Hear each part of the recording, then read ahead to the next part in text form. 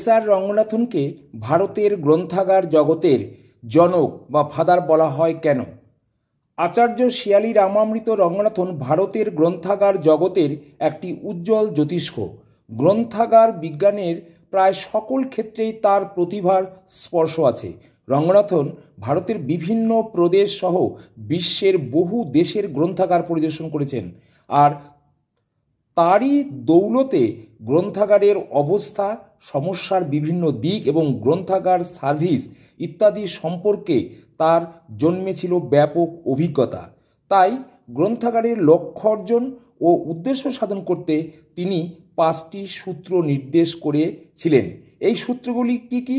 1 নম্বর হলো books are for use, বইগুলি ব্যবহারের জন্য। 2 নম্বর every reader his or her book, প্রত্যেক পাঠকের জন্য বই থাকবে।